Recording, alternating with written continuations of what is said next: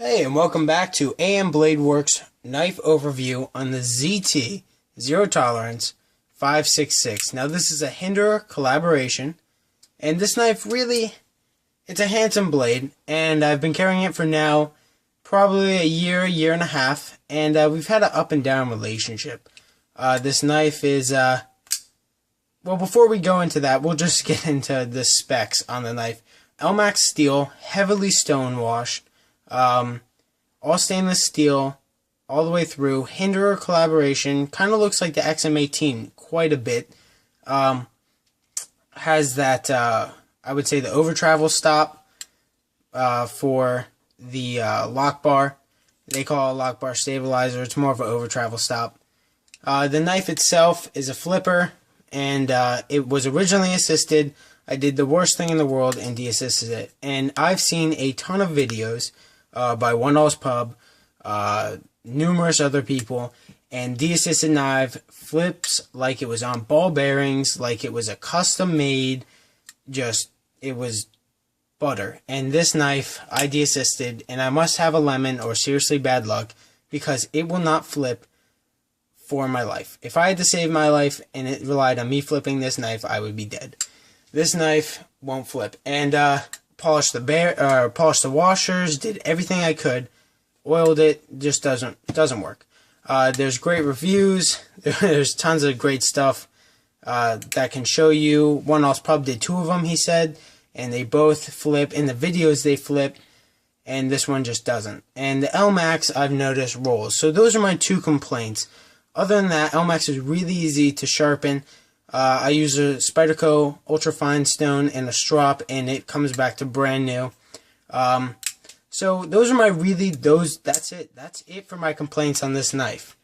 Other than that, we'll just go into what I like about it. Really great design, handsome blade, looks really aggressive. The ZT logo is laser etched into the steel. It will never fade. If I can get it to focus here, let's take a look.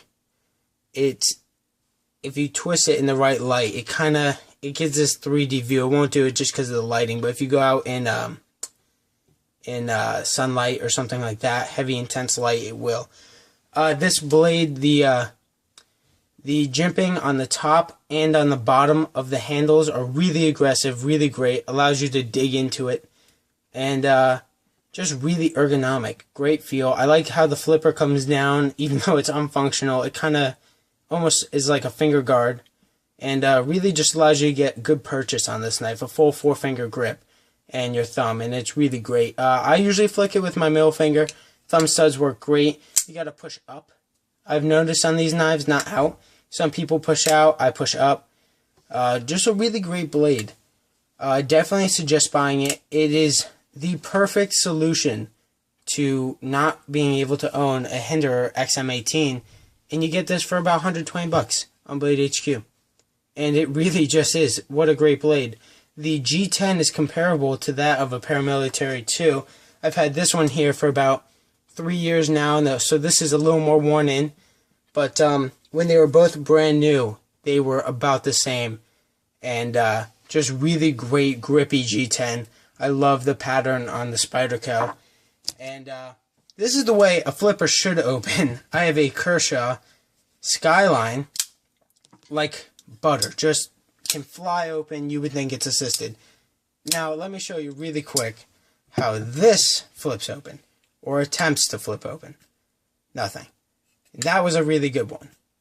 Barely nothing. So when I de-assist it, if I were to de-assist it, I would say use caution, know what you're doing, and if it's a lemon, just go ahead, stick that torsion bar right back in there, put some lithium grease, and it will be perfect.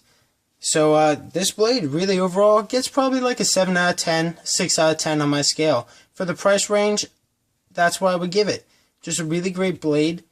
No real faults with it. So that's it. Thanks for watching.